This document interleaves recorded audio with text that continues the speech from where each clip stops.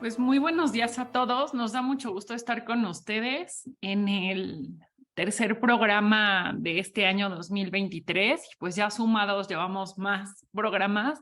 Muchas gracias a todos los que nos han estado siguiendo, pues ya a lo largo de más de un año. No, ya tenemos 2 años, ¿no, Mariana? Con este programa.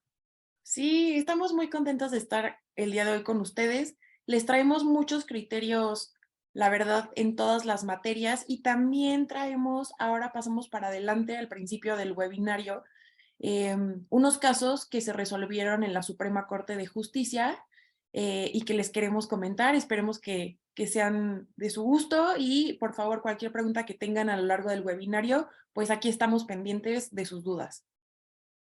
Sí, la verdad es que este 2023, pues la Corte inició con todo, ¿no? Hay muchos asuntos que se están resolviendo. La verdad es que un programa como este no nos daría para comentarlos todos, pero bueno, elegimos algunos y son los que vamos a platicar hoy.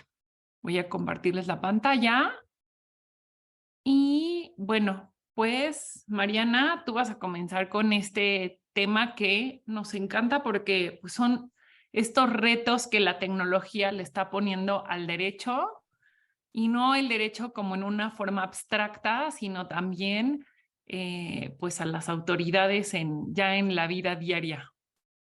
Sí, pues este caso es muy relevante porque creemos que refiere a la evolución que ha tenido el derecho. Como ustedes saben, está previsto en la Constitución el derecho de petición. Y este derecho de petición normalmente, o como en unos inicios se consideraba, era presentar a través de un oficio, un escrito, pues una solicitud a una autoridad para que ésta la atendiera y resolviera o diera contestación al ciudadano. Ahora, lo que sucede es que pues podemos ver que a través de las redes sociales las autoridades empiezan a tener cuentas verificadas a través de las cuales no solamente brindan información a los ciudadanos, sino que también atienden algunas solicitudes o peticiones. Entonces, les voy a platicar los hechos de este caso. Se trata de una persona que realizó 3 peticiones por Twitter a una autoridad de Guadalajara y pues la autoridad no atendió ninguna de sus 3 peticiones que había formulado. Entonces, esta persona acude a juicio señalando que pues no había tenido ningún tipo de respuesta por parte de la autoridad y que la autoridad estaba obligada a responderle. Lo que se argumenta por parte de la autoridad es que estas peticiones por parte del ciudadano no tenían un carácter formal, se habían realizado a través de una red social y pues la autoridad no tenía en su normatividad previsto que pudiera o estuviera facultada para atender o recibir peticiones a través de redes sociales, en específico a través de Twitter. Este caso llega a la primera sala y resuelve eh, que la autoridad en algunos casos sí está obligada a atender peticiones por Twitter. Ahora vamos a ver qué condiciones son las que se deben de cumplir para que la autoridad pueda atender estas peticiones a través de redes sociales. La primera de ellas es que la autoridad a quien se formule la petición, pues sí sea efectivamente la titular de la cuenta. En segundo lugar, que tenga un actuar oficial en redes. Y aquí es muy interesante porque hace alusión al argumento que se había planteado previamente. Este actuar oficial en redes puede ser normativo o de hecho, es decir, no tiene necesariamente que estar previsto dentro de sus facultades reglamentarias, que es una vía a través de las cuales puede dar seguimiento a las noticias o atender peticiones. Puede ser normativo o de hecho. Y el tercer elemento es que la autoridad ya haya atendido peticiones por ese medio, como en el presente caso sí había acontecido. Y el cuarto elemento es que se trate de una petición genuina. Como ustedes recordarán, en la Constitución Federal, pues establece que las peticiones que se formulen a la autoridad deben de ser de manera respetuosa. Entonces, en este caso, debe de cumplirse con ese elemento de respeto a la hora de dirigirse a la autoridad y también que la petición que se haga no sea una mera opinión o comentario, sino que sí tenga este requisito de petición. Entonces, en este caso, se resolvió que la autoridad efectivamente debía de atender la petición efectuada por la persona a través de Twitter. Y lo otro que también es relevante es, bueno, ¿y cómo le va a dar seguimiento la autoridad a esta petición formulada por Twitter? Y lo que resolvió la primera sala es que el seguimiento lo podía hacer notificándole a través del mismo medio, es decir, por la red social de Twitter, o bien en el domicilio que en su caso hubiera señalado la persona que realizó la petición. No sé, Denise, tú cómo veas este caso y la evolución que ha habido del derecho de petición. Sobre todo como el reto para las autoridades. Yo tengo un amigo que está haciendo una construcción, pero ya hace tiempo, ¿no? Ahorita, no sé, hace unos 6 años, ¿no? Y necesitaba que la alcaldía de Miguel Hidalgo le respondieran de un permiso y no se lo, de verdad no le respondían.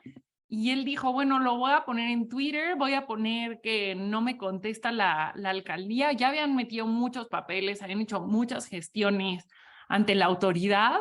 Y cuando envió este mensaje y sobre todo esta parte de que en las redes sociales pues se expone, ¿no? A las autoridades, a las personas, incluso a las empresas, tuvo una respuesta inmediata de su asunto. Entonces yo creo que también de aquí va el que este tema haya llegado a la corte, porque realmente las personas, los ciudadanos, están utilizando o estamos utilizando más estos medios para alcanzar aquello que no tiene una respuesta. Y yo entiendo que para las autoridades pueden decir, bueno, para mí mi cuenta de Twitter o mis redes sociales es para informar lo que yo quiera y yo tengo control sobre ellas, pero con este criterio con este asunto más bien que ya resolvió la Corte, cambia completamente el manejo que tendrán las autoridades sobre el mismo y también nosotros como particulares el poder ejercer pues nuestros derechos por otros medios. Y igual pues ya levantó la mano José Guillermo Salazar, entonces, no, ya no. Bueno, tú dinos, José Guillermo, si quieres hablar y te damos la palabra en un momento porque veo que ya la bajaste, pero, sí, va, ok. Entonces, si quieres habilitar tu micrófono y yo ahorita de igual te ayudo.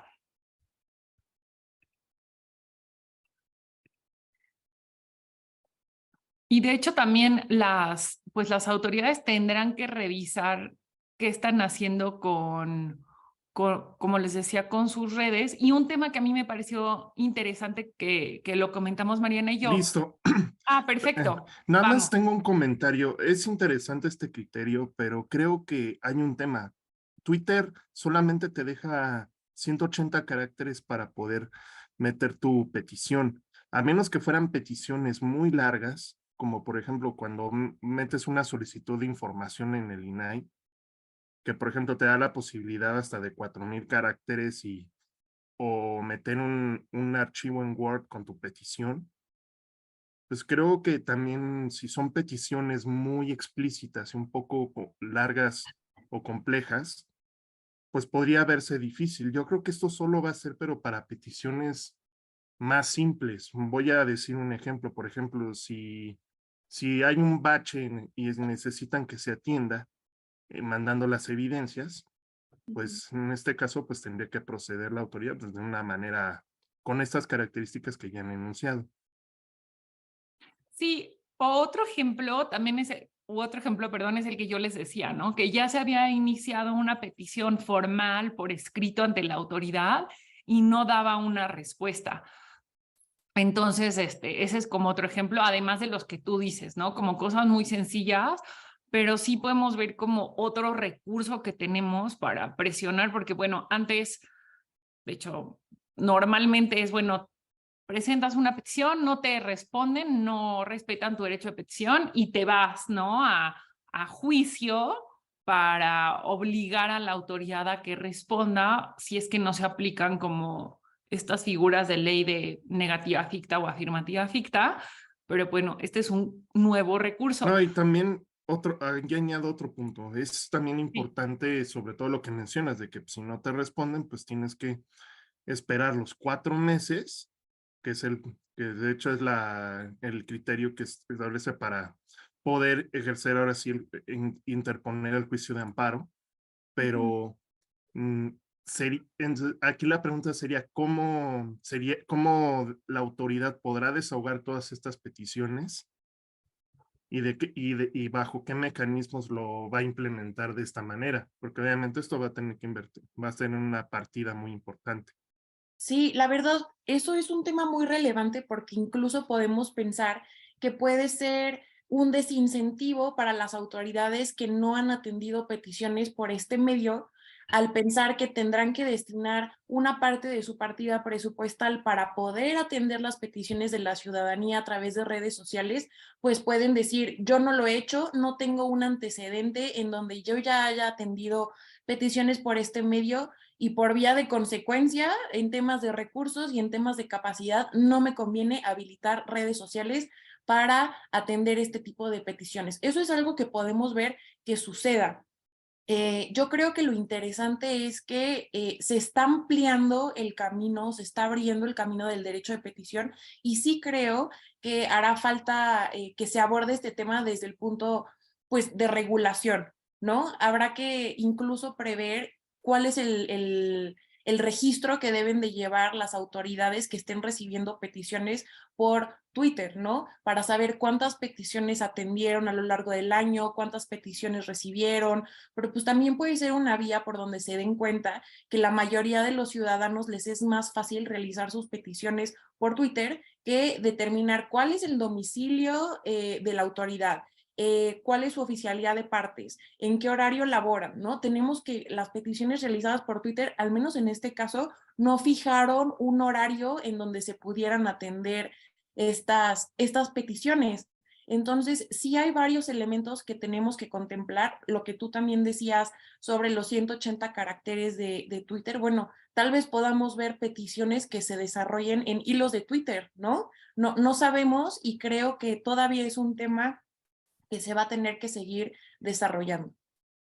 Y yo solo quiero agregar esta parte que es un elemento del criterio que dice que lo ven aquí en el punto 2, ¿no? Que tiene que haber una actuación o un actuar oficial de la autoridad en las redes. ¿A qué me refiero o a qué se quiere referir la Corte con esto? Que en casos anteriores esa autoridad ya haya dado respuesta a algún particular a peticiones. Entonces, esa es una condición que es importante que nos quede muy clara a todas, porque sí es como las letras chiquitas de los contratos, ¿no? Porque no vas a poder, o sea, con este criterio no es que ya cualquier autoridad le vas a poder pedir algo por Twitter, no, es dependiendo, y por eso aquí lo puso Mariana, de manera, o sea, si está contemplado en ley, lo cual pues actualmente no lo es, pero si de hecho esa autoridad ya le ha dado respuesta a otras personas por este medio, ahí sí ya queda obligada a darte respuesta a ti. Entonces, por eso es lo que decía Mariana, pues muchas autoridades van a decir, no, pues yo ya mejor ya no contesto nada para no caer en este supuesto, pero si quisiéramos utilizar este medio, tendríamos antes que revisar como este historial de qué ha hecho la autoridad con las peticiones que se hacen en redes, ¿no? Antes. Y alguien más levantó la mano, pero no sé, sí, Osmin Eduardo, si quieres abrir tu micrófono. Hola, ¿me escuchas?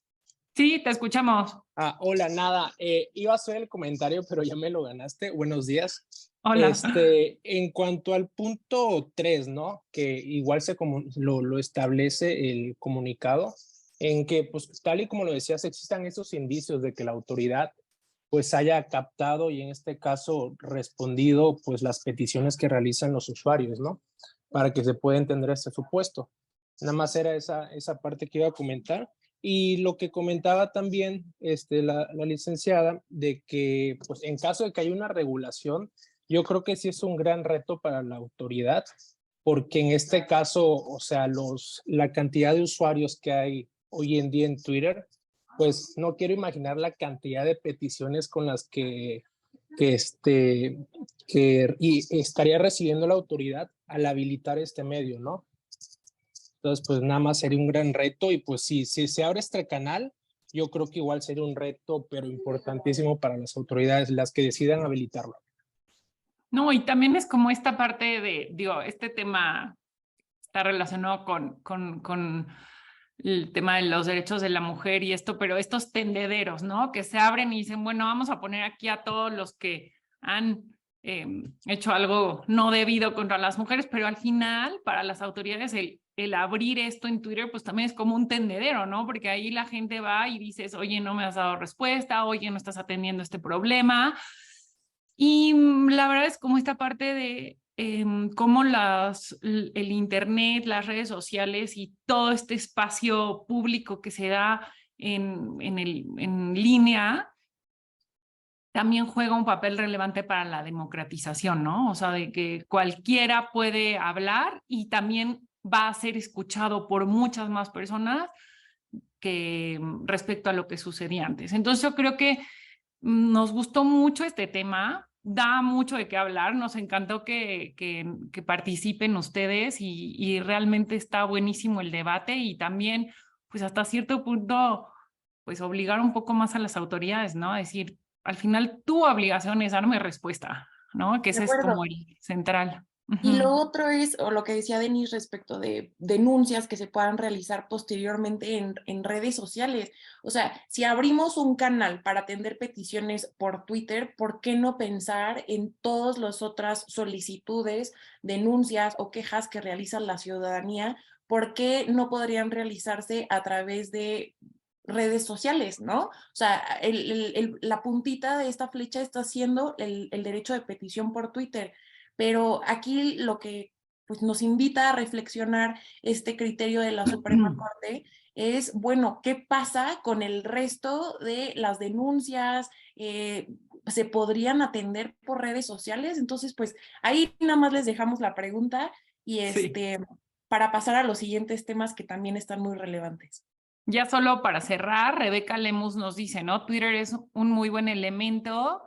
Nos pone un ejemplo que tuvieron un daño en una instalación de luz y la única vía en la que tuvieron respuesta rápida fue,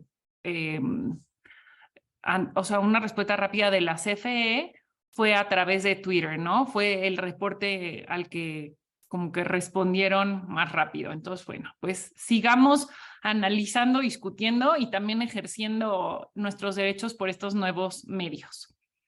Este segundo tema pues es un asunto que también lo resolvió recientemente la primera sala y aquí Ricardo Arjona, el cantante, demandó a Toyota porque la empresa Toyota en algún momento utilizó para a un anuncio, utilizó la canción de Arjona, no tal cual, sino bueno, la melodía y la modificó para esta campaña publicitaria, pero además en el anuncio apareció una persona que era muy similar físicamente a Ricardo Arjona, ¿no? Entonces, todo esto, por supuesto, pues sin la autorización del artista. Y aquí el planteamiento era si realmente había una violación al derecho a la propia imagen por el hecho de que se hubiera utilizado esta persona o este imitador y sobre todo como este imitador, ¿no? Porque no fue que se utilizó una fotografía o un video tal cual de Ricardo Arjona, de manera sin el permiso, sino que era pues su retrato, su imagen. Y la primera sala resolvió que efectivamente el derecho a la propia imagen también incluye una protección a la representación gráfica de la persona. Sobre todo, pues, que esta persona que apareció en el anuncio estaba además relacionado con la melodía y de esta manera logró la protección.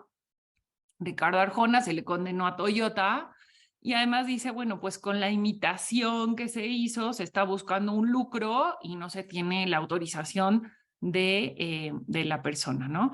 Ahora, por lo que vemos del caso, porque pues no está publicado todavía la ejecutoria, se solicitó como una compensación el que se condenara a Toyota al pago del 40% del precio final de los autos que fueron vendidos, o sea, el total de sus ventas de este auto que fue anunciado en la campaña publicitaria.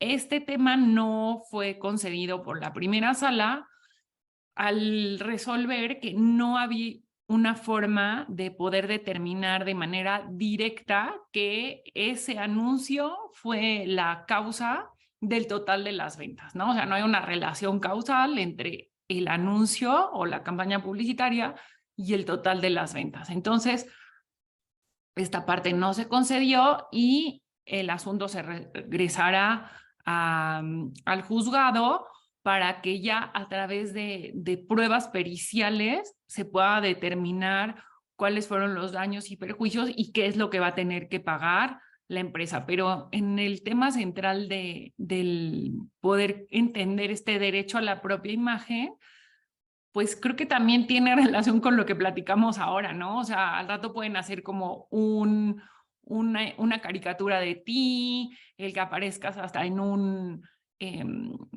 juego, ¿no? Sabemos de estos juegos como de Fortnite donde aparecen de manera pues digital las imágenes de los artistas. Realmente esto es como una ampliación que también estamos viendo a los derechos que están previstos en la legislación y cómo se van ampliando a través de la práctica y de los criterios del Poder Judicial. Yo creo que lo más relevante a los puntos que hay que subrayar en este asunto que resolvió la Corte es primero cómo se va ampliando el derecho a la propia imagen. Porque si ustedes se remiten a la Ley Federal del Derecho de Autor, el derecho a la propia imagen está regulado en el artículo 87 y habla sobre el retrato de una persona. Entonces estamos viendo cómo se amplía la imagen de una persona se limite a su retrato, es decir, a una imagen tal cual de pues, su condición física, de cómo es, y ahora lo vemos pasando a las imitaciones. Es decir, el derecho a la propia imagen no cubre únicamente el que se te represente tal cual eres, sino que también cubre o protege a la persona de representaciones en donde está siendo imitada o se están tomando elementos de esta persona. El segundo tema que considero que es muy relevante es que esto únicamente encuentra protección cuando la imitación de una persona es con ánimos de lucro, ¿no? Entonces, en este caso estamos viendo que se trató de una campaña publicitaria, pero lo que yo le comentaba a Denise y que platicamos en el podcast que tenemos de La Voz de los Tribunales, es que también podemos ampliar este tema de la imitación a otras áreas. Podemos pensar en todos los shows de estandoperos, todas estas imitaciones que se realizan, incluso en la propia televisión cuando se esté imitando, por ejemplo, al presidente, ¿no? ¿Qué es lo que pasa cuando esta imitación se hace con un fin de lucro? Aquí es donde nos tenemos que empezar a cuestionar cuál es el alcance de esta ampliación del derecho a la propia imagen que cubra también estas representaciones que imitan a una persona en muchos más ámbitos que solamente los spots publicitarios. Y aquí tenemos dos comentarios. Bueno, el primero es de José Guillermo, que levantó la mano. Entonces, si quieres participar. Sí, bueno, y quiero agregar al punto que comenta Mariana, que es importante. Aquí hay que considerar que, bueno, también existe a nivel local, existe una ley que es sobre la vida privada, el honor y de las personas en el, bueno, que era Distrito Federal, que de hecho esta la publicó López Obrador cuando fue jefe de gobierno y ahora ya es, bueno, para la Ciudad de México, ¿no? Lo que sí es importante aquí destacar también es que como Ricardo Arjona es figura pública, y existe obviamente la definición de que de figura pública también propiamente tiene una limitación a los derechos de la personalidad. Entonces, de cierta manera, digo, no he visto el expediente, pero sí puedo interpretar también que en función de que efectivamente se utilizó esta finalidad de lucro, debe de haber esa relación causal. Pero también creo que habría otro punto, pues también importante a destacar, que sería en este caso, pues realmente también al amparo de de esta legislación local, efectivamente sí sea es el uso de esta campaña para, en este caso, pues para en un lugar abierto con fines de interés público. O sea, digamos, sería otro de los argumentos que se podrían ocupar en este caso. Sí, es como otro elemento importante en relación con el uso de la imagen o de datos o de información también de las personas, ¿no? Y esto también, estos asuntos también han llegado a la corte y justo han resuelto lo que tú dices, ¿no? Cuando se trata de una figura pública, se va a analizar de una manera distinta. Muchas gracias, José Guillermo. Y Osmin Eduardo, también tienes otro comentario si quieres participar. No, disculpe, es que se quedó la mano levantada. Una Ok, disculpa. buenísimo. Bueno, entonces nada más igual para cerrar al comentario, señalar que sí, son dos elementos que se deben de considerar, tomando en consideración que las personas que tienen una exposición pública pues tienen una menor expectativa de privacidad. El tema del interés público sí es relevante cuando se esté tratando de comunicar algún tipo de información que tenga este carácter. Aquí podríamos pensar que hay una modulación distinta de este derecho a la propia imagen, pero yo creo que el elemento central es la búsqueda de un lucro. Aquí es donde tenemos que hacer el punto diferenciador en cuanto a pues la protección del retrato o de la imagen de las personas. Buenísimo. Y ahora sí, vámonos a otros temas. Sí, pues bueno, les traemos dos temas también relevantes en tema de juicio de amparo. El primero de ellos es respecto lo emitió la primera sala en jurisprudencia. Aquí, sobre estos casos que vamos a empezar a decirles, ya hay criterios publicados, a diferencia de los primeros que les platicamos, en donde solamente se había sesionado los asuntos. Y aquí abajo les ponemos el número de registro de los criterios como referencia y por si a ustedes les interesa conocerlos. Entonces, en este primer criterio de jurisprudencia es relevante porque se analizó, bueno, más bien se impugnó por parte de una asociación, se impugnó el que una ley, la ley que regula los servicios postales, era omisa en prever un registro de correspondencia para las personas que estaban privadas de su libertad, es decir, en cárceles, y brindar determinados servicios postales a estas personas. Entonces, esta omisión se reclama en juicio de amparo y se presenta la demanda ante un juez penal.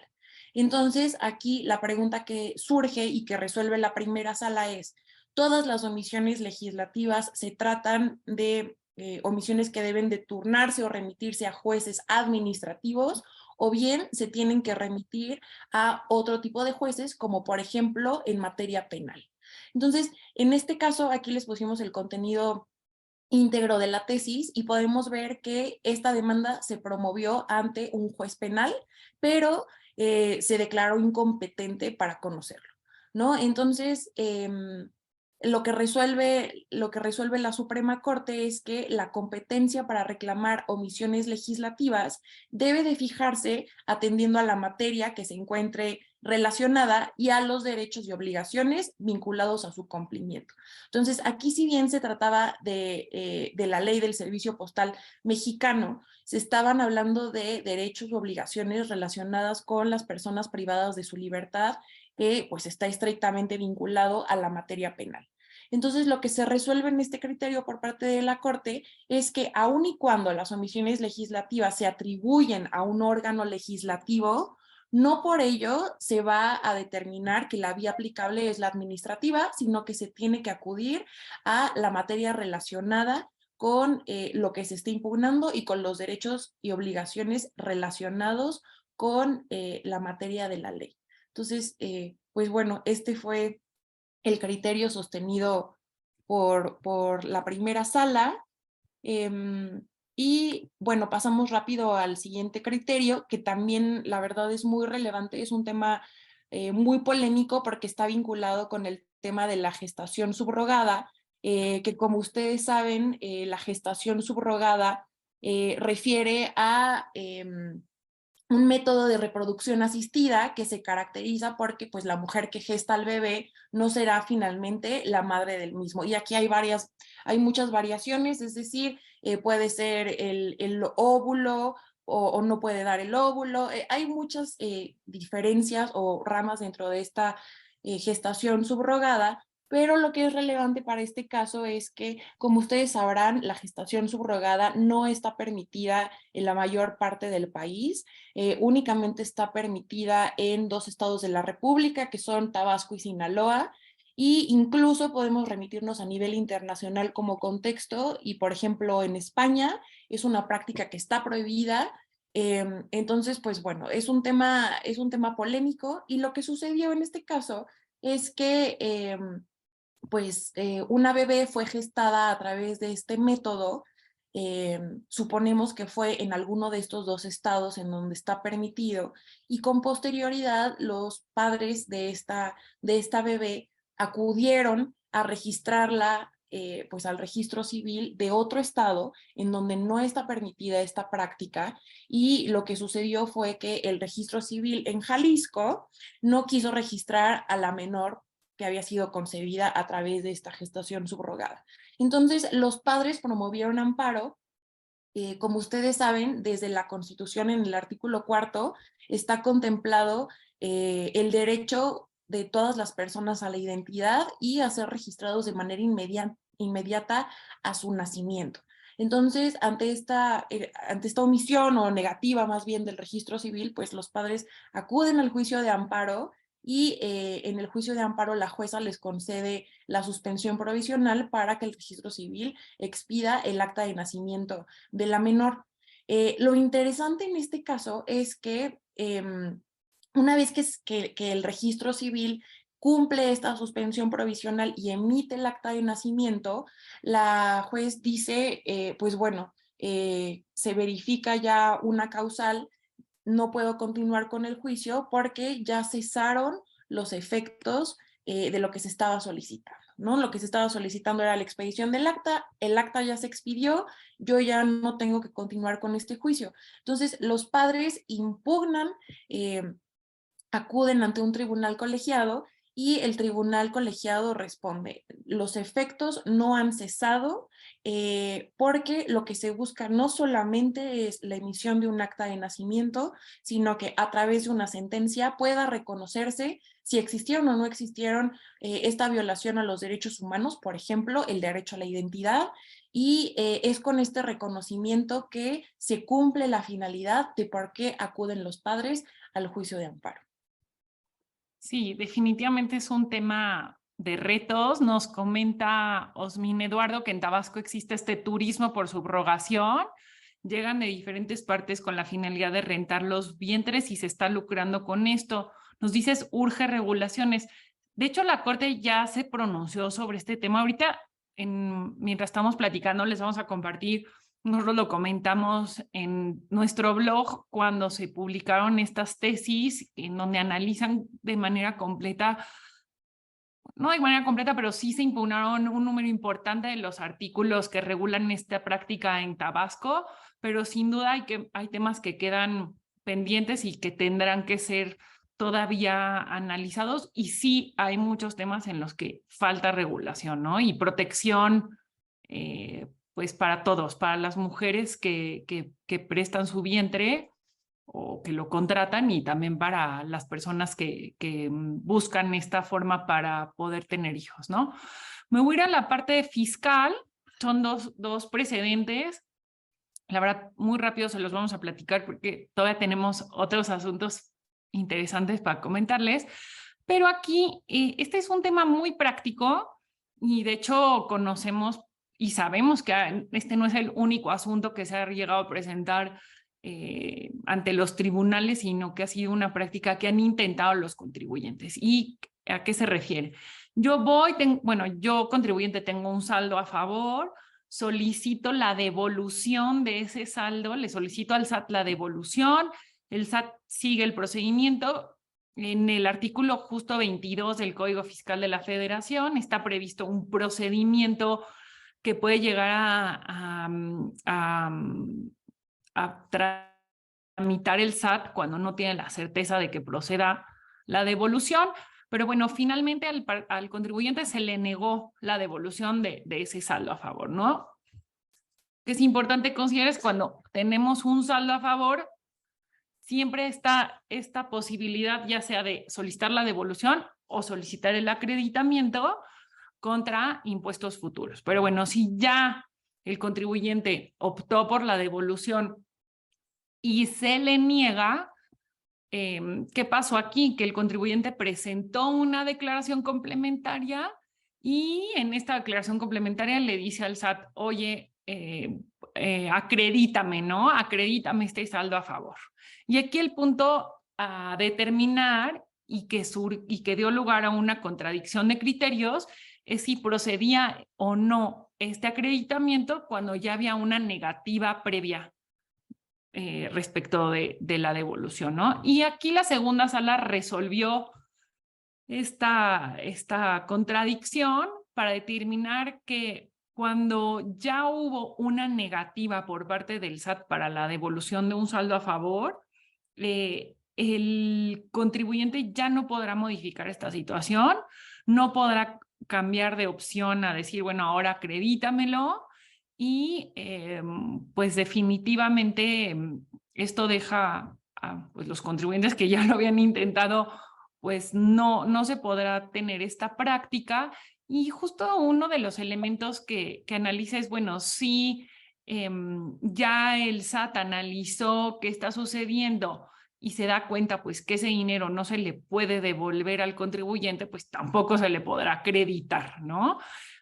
En ciertos casos puede entonces ser más conveniente solicitar el acreditamiento, que es la vía pues un poco más segura, sobre todo porque en la práctica el SAT no es tan común que el SAT inicie procedimientos de revisión de los saldos a favor cuando se solicita el acreditamiento, aunque podría llegar a suceder, ¿no? Pero sí sabemos que las devoluciones pues están mucho más en la lupa del SAT, y con este criterio pues ya se cierra esta posibilidad de cambiarme de una opción a otra, ¿no? Y el segundo asunto es respecto del pago de predial. En este caso, les voy a decir dónde, fue en el municipio de Durango, se determinó la inconstitucionalidad de este impuesto predial por lo que hacía al cálculo de la base gravable, porque la ley no establecía bien todos los elementos para determinar la base gravable, y el criterio que buscaba el contribuyente era, bueno, pues si ya se declaró la inconstitucionalidad, yo ya no estoy obligado a pagar este impuesto. Y en este asunto, lo que se resolvió es que, pues no, o sea, esto no aplica, ¿no? Si ya se declaró la inconstitucionalidad de un artículo, esto no exime de la obligación de cubrir el impuesto, y en todo caso tendrá que hacerse con base en la cuota fija mínima que esté prevista en la ley para el impuesto. Y bueno, esto quiere decir que la inconstitucionalidad en este caso específico, no exime el pago de la contribución. Y creo que igual nos conviene ya irnos a esta parte, ¿no, Mariana? Salvo que tú quieras agregar algo. No, de acuerdo, yo creo que por el tiempo y para que nos dé oportunidad de ver los otros criterios que les traemos, vamos a platicarles en materia civil de 2 criterios relacionados con los seguros, las letras chiquitas de los seguros, o la argumentación por parte de las aseguradoras también. Entonces, en este primer criterio que les traemos, se trata de una persona que había contratado, un trabajador que había contratado un seguro que lo protegiera en contra de un accidente o una enfermedad que le causara invalidez total y permanente que le impidiera continuar trabajando. Esa fue la póliza que él contrató y lo que sucede posteriormente es que se verifica el siniestro, la persona queda en este estado de invalidez total y permanente que le impide trabajar y pues demanda que se haga efectiva el seguro que había contratado, pero lo que realiza la aseguradora es que argumenta que pues en realidad el siniestro no se verificó porque el trabajador ahora tenía un trabajo distinto a aquel que había señalado en el momento en que contrató el seguro. Entonces, el tribunal colegiado analiza y determina que aun y cuando esta persona tenga un trabajo distinto, con un salario distinto, la póliza no le obligaba a dar un aviso de que hubiera obtenido un nuevo trabajo.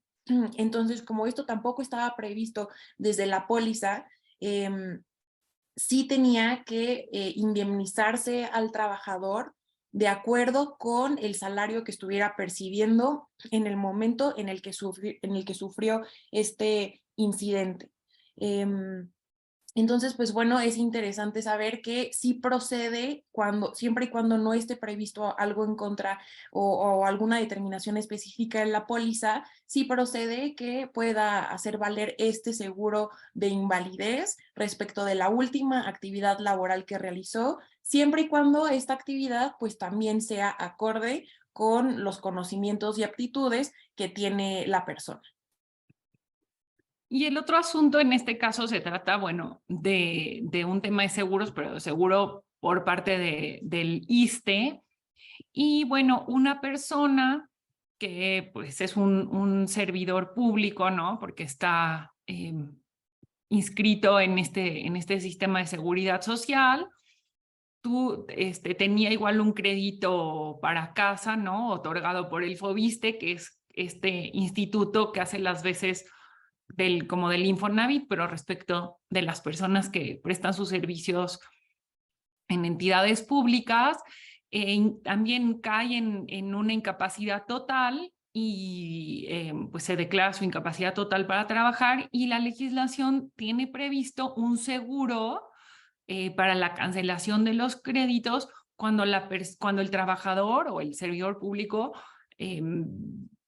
cae en un supuesto de incapacidad, ¿no? Pero aquí la autoridad argumentó que el trabajador no estaba al corriente de los pagos del crédito y que por lo tanto no podía recibir este beneficio de la cancelación del crédito. Y lo que resolvió el tribunal colegiado es que si la ley no establece como un supuesto de manera expresa, ¿no? Que el hecho de que no esté al corriente de los pagos implica o tiene como consecuencia que no podrá cancelarse el crédito. Si esto no está previsto tal cual en la legislación, no es posible pues castigar al trabajador con esto, ¿no? Y por lo tanto, independientemente de que esté o no al corriente de los pagos, si ya está prevista en la ley este seguro para los casos de invalidez, en caso de una incapacidad, pues esto efectivamente libera al trabajador de las obligaciones de este crédito, ¿no? Entonces, nos gustó como verlo desde las dos ópticas, tanto de la parte de la contratación de un seguro con una compañía de seguros privada, pero también lo mismo respecto de una prestación de seguridad social que tienen los trabajadores. Y nos vamos a este tema que que no, también creo que va a dar mucho de qué hablar. Nada más para cerrar, José Guillermo nos dice, creo que es una táctica tramposa de la aseguradora, pues con ello buscaba deslindarse completamente de la responsabilidad, pero sería contrario a derechos como el derecho a la salud y a la libertad del trabajo. Sí, de hecho, nosotros hemos estado comentando varios criterios que han sido publicados por las aseguradoras, pues mucho sí se dio por la contingencia sanitaria, pero también otros en otros temas. Pero bueno, Mariana, igual está muy, muy interesante este tema y te cedo la palabra para que nos expliques qué es el derecho al olvido digital y si este derecho existe o no en México, y esto lo analizó la primera sala. Bueno, yo creo que para entrar a materia de este derecho, lo primero que tenemos que hacer es entender qué es. El derecho al olvido lo podemos definir, todavía se están moviendo estas definiciones porque es un tema relativamente nuevo, pero para efectos de explicarles lo podemos definir como la posibilidad de una persona de solicitar que se borre su información en un buscador de Internet. O bien el hecho de que las ligas que estén referenciadas a su nombre en Internet sean removidas por parte de los operadores de estos buscadores, es decir, Google, Safari, etc. Entonces, este derecho tiene sus orígenes en el derecho de la Unión Europea. De hecho, uno de los primeros casos en donde se hizo alusión a este derecho al olvido fue en España en 2010. Una persona solicitó a la Agencia Española de Protección de Datos, que podemos pensar que tal vez es como un INAI aquí en México, que se eliminara la información que aparecía en estos motores de búsqueda con su nombre, porque a la hora que él escribía su nombre en Google, pues en lugar de que aparecieran cosas positivas, lo vinculaban con deudas que él había tenido ya mucho tiempo anterior y que ya habían quedado pagadas. No obstante que estas deudas ya habían quedado pagadas, pues aún seguía apareciendo él como deudor, su nombre aparecía como deudor cuando él era buscado en Internet. Y pues yo creo que esto no es menor. La verdad es que cada vez más que nosotros vamos a ir a algún lugar, conocer una nueva persona en temas profesionales, en temas académicos, pues uno busca información referente a la persona y lo hace a través de estos buscadores. Entonces, el tema o lo que se quiere proteger aquí es, bueno, ¿qué es lo que pasa cuando aparece en Internet o en los buscadores información que pues no está actualizada o que puede ser incorrecta, ¿no? Entonces, precisamente lo que se resolvió en España es que en algunas circunstancias los motores de búsqueda pues sí pueden o están obligados a eliminar la información que aparece respecto de las personas a la hora que se busca un nombre en concreto cuando la información sea inexacta, inadecuada, irrelevante, ya no sea pertinente o sea excesiva. Entonces, pues bueno, esto es el contexto de lo que ha pasado en la Unión Europea, en donde sí se ha reconocido como derecho al olvido.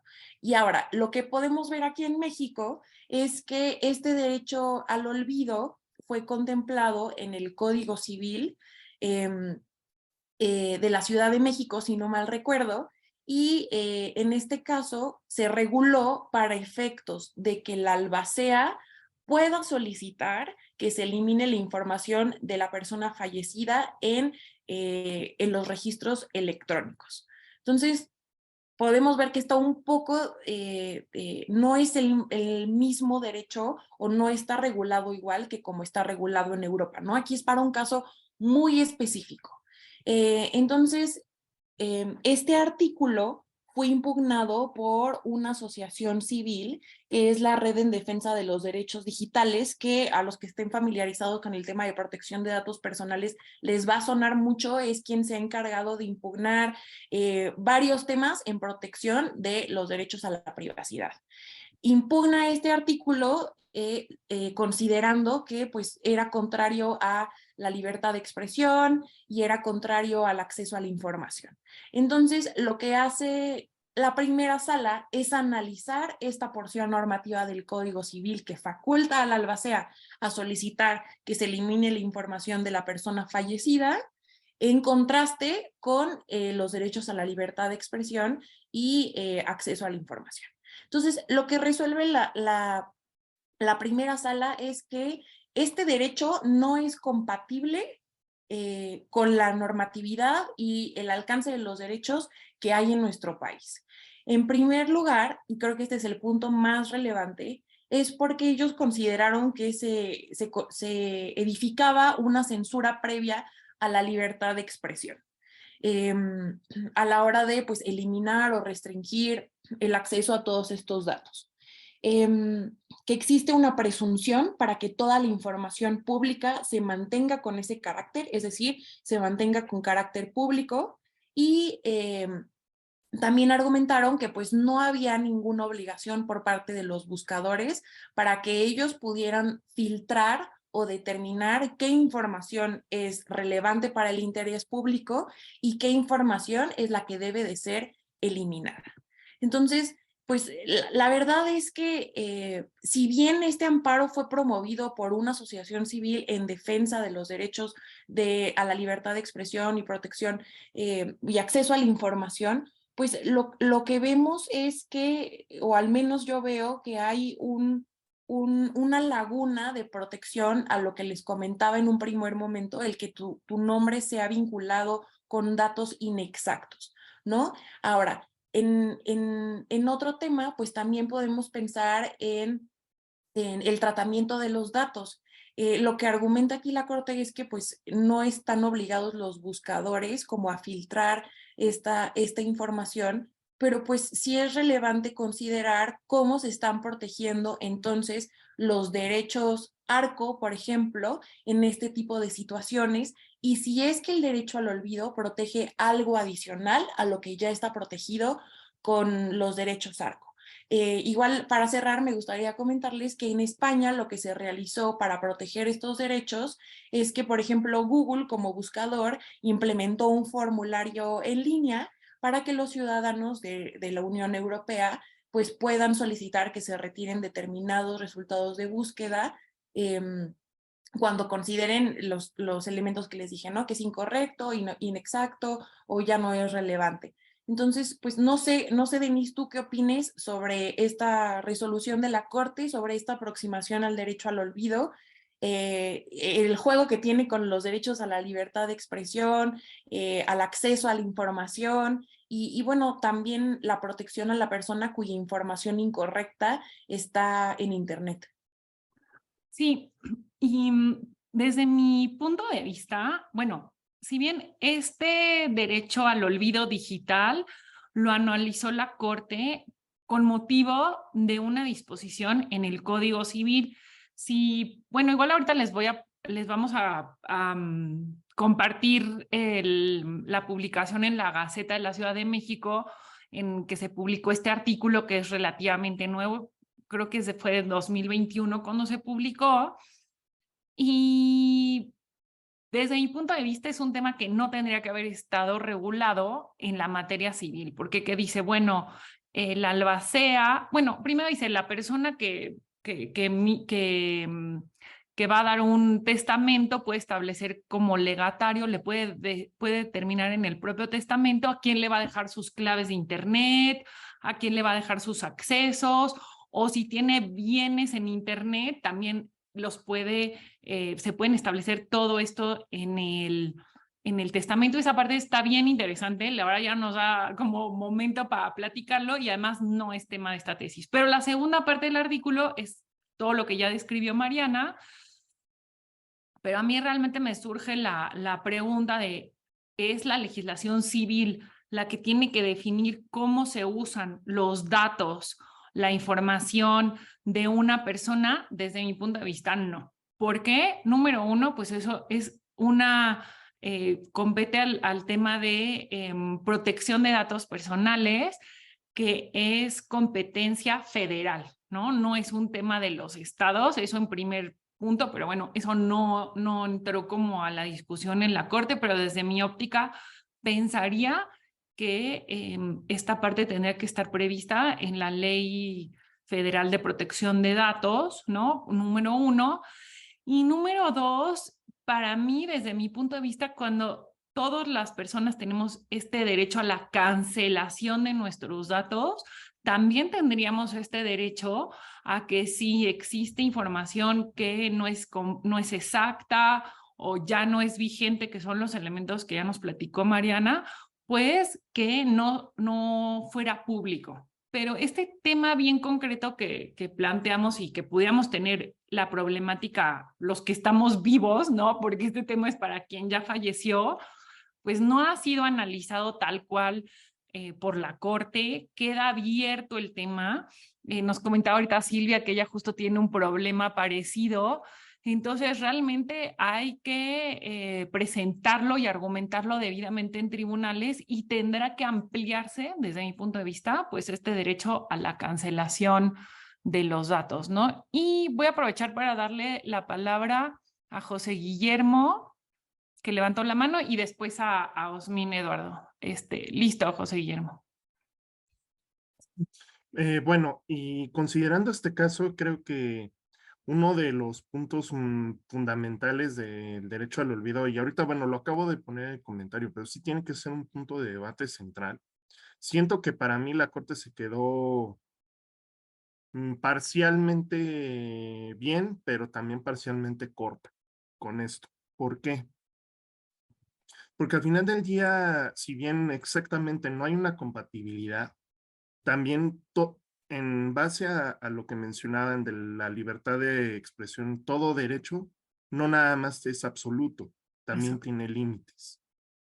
Entonces siento que deja también en una vulnerabilidad. Por ejemplo, en el caso concreto, una persona fallecida ya no se puede defender, se vuelve propiamente una cosa.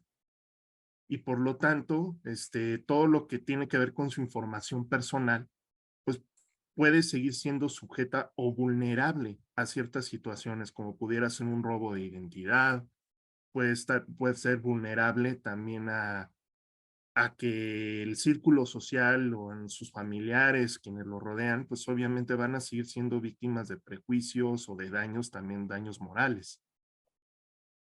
Sí, definitivamente. Aquí yo creo que lo que reprobó la Corte pues fue esta posibilidad abierta de que se eliminara toda la información de una persona ya fallecida, ¿no? Pero también yo creo que no fue como lo más acertado decir, pues, como que también esta decisión así como más tajante y cerrada, pero pues sin duda es así como se va construyendo pues los criterios, ¿no? Y la interpretación y la aplicación de los derechos. Le voy a dar la palabra a Osmin Eduardo y después al notario José Antonio Villarreal. Muy bien, Osmin. Hola, ¿qué tal? Pues sí, como lo decía Denise, es parte de, también hay que ver lo que en este caso reclamó la parte quejosa, ¿no? Y es parte de lo que incluye, pues en cierta medida el litigio estratégico de ir presentando los amparos y que cada vez se vayan acercando más al blanco. En este caso, pues sí, desde mi punto de vista, sí es un tema de que se tiene que regular, sobre todo por este tema de la información, el exceso de información que se encuentra en la nube. Porque, por ejemplo, un tema, claro, ya muy extremo, poniéndolo muy extremo, una vez por ahí vi que creo que varios ubican a youtuber Luisito Comunica, que en uno de los países que él fue, lo detuvieron porque a alguien se le ocurrió en tipo meme, no recuerdo qué país, publicar que él era un delincuente y que era un terrorista y que había incendiado cierta parte del Amazonas, etcétera. Entonces la migración se mete en un problema, lo detienen, tuvo que empezar a desarrollar un procedimiento, terminó pues no tan mal, pero sí es antes, o sea, es la pauta de la regulación de la información, en este caso información errónea, porque pues cualquier persona puede subir algo a la nube y chance se hace viral y chance no, pero si se hace viral, ¿cuáles son las repercusiones que tiene la persona objeto de esta falsificación o de este error en sus datos, ¿no? Entonces, por eso sí está la regulación, pero qué bueno que ya se está empezando a hablar del tema. Obviamente la Corte no puede resolver en este instante de manera concreta, pero yo creo que sí, ya que está sobre la mesa el tema de conversación, pues van a empezar a llegar más casos y chance y en un futuro se regula esta situación. Sí, Incluso seguro. podemos pensar en los casos en que, por ejemplo, esté tu nombre relacionado con un proceso que haya sido, no sé, tal vez de secuestro o un incendio en donde hayan perdido la vida varias personas, que tú no hayas sido responsable, pero que haya sido como una parte víctima. ¿Qué es lo que pasa ahí? Tal vez tendríamos derecho a que tu nombre fuera removido o desvinculado de un secuestro o de muchas cuestiones que pueden poner a las personas en una situación de vulnerabilidad. Y yo sin duda creo que hay diversas formas para poder abordar el derecho al olvido, tal vez por la vía civil, como bien comentaban, podría ser a través de el daño moral que se puede causar a una persona, pero sin duda tiene que ser regulado también en protección a los datos personales, al tratamiento que se está dando y no dejar un vacío normativo que impida que las personas encuentren protección cuando, como en el caso que nos comunicabas, nos platicabas de Luisito Comunica, ¿no? ¿Quién es responsable ahí? Porque al final una persona está viendo efectos negativos o nocivos de una publicación vinculada con su nombre, en donde trae información que no es correcta y pues está sufriendo algún tipo de perjuicio. Entonces, esto sin duda debe de ser regulado por el Poder Legislativo o tal vez a través, como decían, de litigio estratégico, ir sentando precedentes y ampliando este derecho al olvido. Lo que yo sí creo es que tal vez es un poco tajante, y es mi opinión personal, el que se diga que no encuentra ningún tipo de cabida en nuestro orden normativo, ¿no? Tal vez habrá que encontrar la forma de poder encontrarle su lugar para que no existan vacíos normativos que desprotejan los derechos de las personas.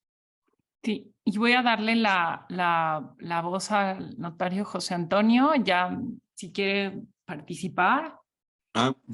Muy buenos días, muchas gracias. Buenos días. Muy amables por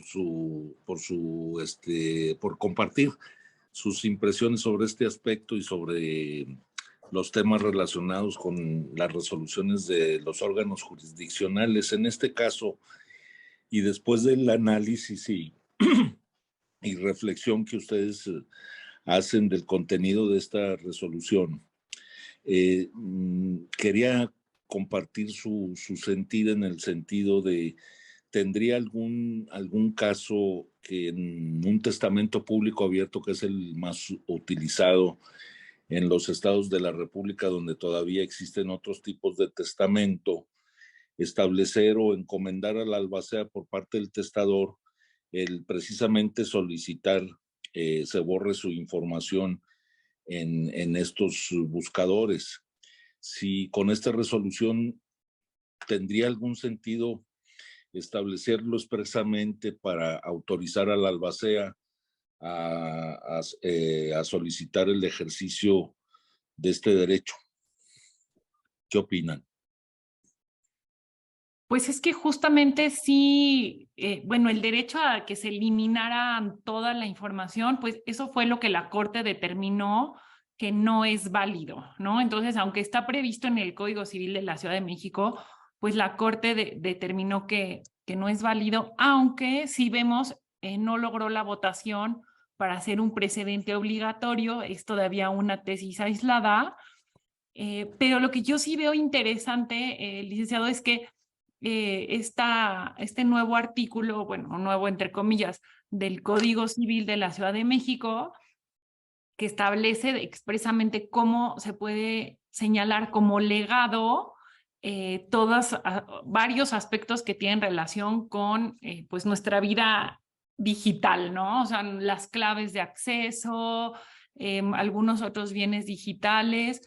Perdón porque ahorita no encuentro realmente el artículo, pero ustedes lo pueden buscar, es el 1392 bis del Código Civil para la Ciudad de México, y esto sí puede ser un tema muy relevante de práctica por parte de los notarios, porque en esta parte pues no hay una limitación expresa, ¿no? Muy amable, muchas gracias. No, al contrario. O sea, bueno, Silvia Soto nos comenta que no sirve su micrófono, pero pues que ella tuvo una situación muy difícil, ¿no? Y que sigue estando en línea toda esta información. Pues Silvia, esperemos que haya sido de utilidad para ti, también incluso con esta asociación que presentó esta tesis, pues tal vez puedas como acercarte y ver qué pasa. Y bueno, Jaime nos habla de las familias de las víctimas del crimen, dónde quedan los derechos a no ser revictimizados. Pues ahí realmente se conjuga, ¿no? Como que toda esta legislación de la información, la libertad de expresión, pero también pues todo lo que vemos, la crisis que estamos viviendo en nuestro país por el tema de la delincuencia. Pues Mariana, la verdad, se nos acabó el tiempo. Teníamos como otros criterios que platicarles. Ya les compartí la presentación en el chat. Entiendo que también la recibirán por correo ya cuando termine el chat. No sé si quisieras nada más cerrar con algo o cerrar con algún otro criterio, si nos regalan unos 2 minutos, como tú veas. Pues la verdad nos quedaron yo creo que como unos 10 criterios pendientes, entonces nos hizo falta tiempo. Agradecerles a todos que nos hayan acompañado y platicarles que tenemos un podcast que lo pueden escuchar a través de Google Podcast, Apple Music o en Spotify. Ahí nosotros analizamos de forma un poco más breve, porque la idea es que sea un podcast que puedan escuchar en el trayecto a su oficina, a su trabajo, los casos que van saliendo cada semana en este webinario mensual, pues lo analizamos de forma mensual, ¿no? Y también más a detalle, pero si quieren tener una empapada de cuáles son los criterios que se están resolviendo, bueno, emitiendo, publicando en el semanario judicial cada semana, pues les invitamos a que nos sigan en Spotify. Y pues muchas gracias a todos por sus comentarios, por sus participaciones y por acompañarnos. Sí, incluso en la presentación que ya les compartí, ahí tiene la liga para que puedan entrar al podcast y esperamos verlos el próximo mes, el segundo viernes de abril. Ya quedamos de mantener esa fecha. Entonces, no, pero el segundo viernes de abril yo creo que es Semana Santa, ¿verdad, Mariana? Sí. Bueno, pues les avisaremos con tiempo pero seguro nos veremos. No, el segundo viernes de abril es Semana de Pascua, entonces ahí estaremos conectados con ustedes. Los esperamos y también tenemos este correo en el que nos pueden escribir, o pues también estamos Mariana y yo en LinkedIn o en Twitter y nos encantaría conectarnos con ustedes. Sí, pues ahí perdón, nada más decirles que ahí les puse en el chat del seminario la liga directa al Spotify por si quieren irse actualizando cada semana para que se les sea más fácil conectarnos a través de esa vía.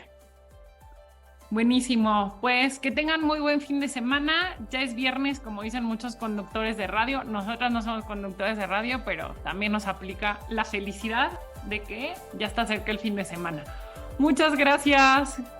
Bye, que tengan buen fin de semana. Hasta luego. Gracias, buen día.